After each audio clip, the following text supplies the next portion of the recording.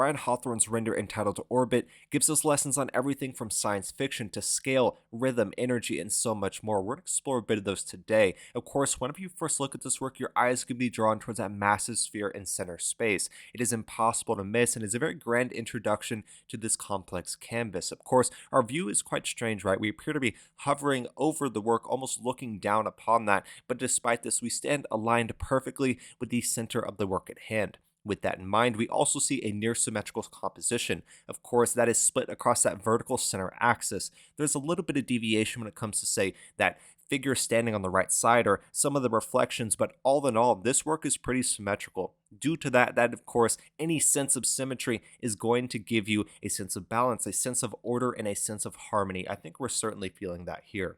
Looking at colors within this composition, we obviously see black and white as the two main colors with a red accent. Even then, this white gray could be a very light blue tone, so I think that's also important to remember.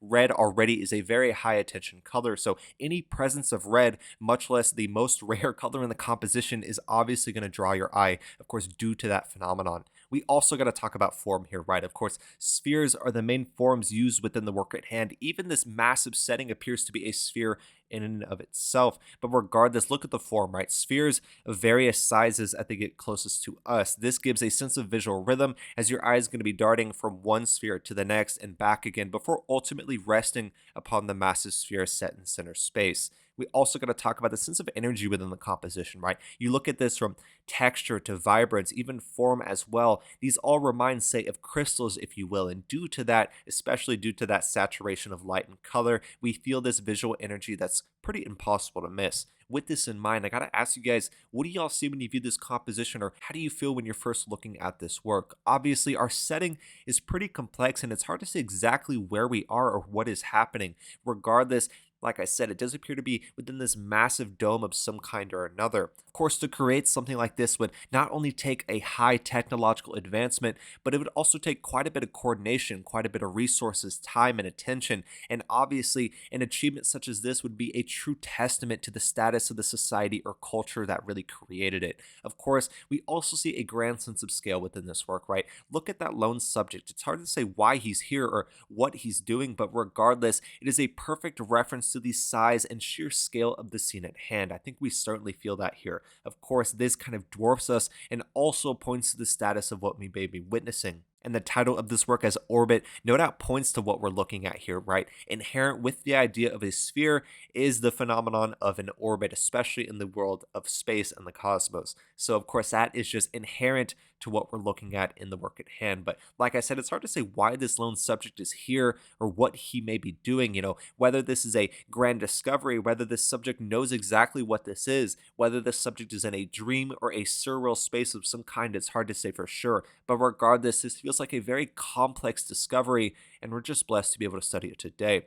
With this in mind, once again, gotta ask you guys, what do y'all see when you view this composition, or how do you feel when you're looking at this work? I do have two additional pieces that I want to compare this to. So, of course, this is a digital render. It's highly realistic, does an amazing job of immersing you within that realism.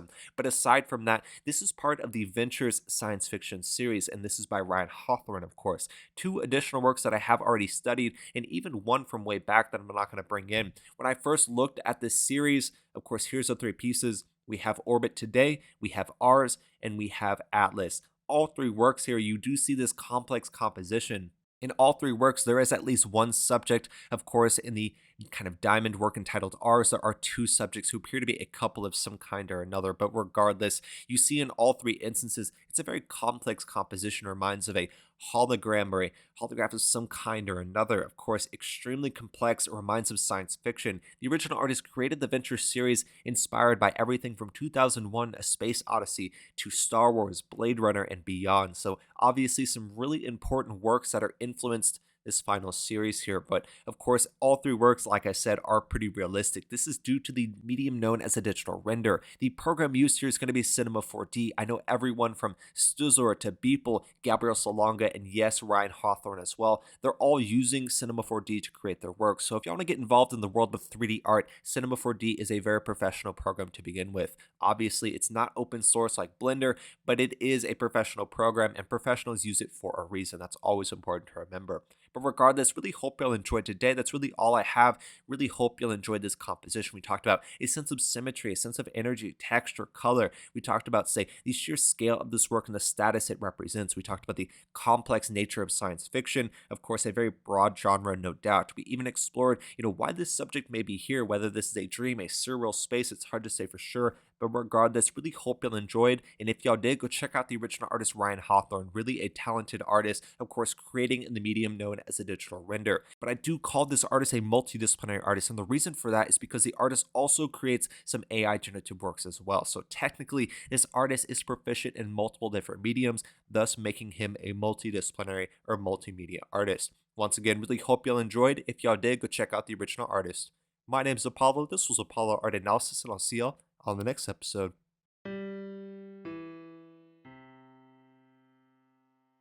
We hope you enjoyed today's episode. If you'd like to support our work directly, please check out our Apollo community tokens. Apollo Art Exchange is an ecosystem of art appreciation which elevates artists each and every day. Thanks for listening.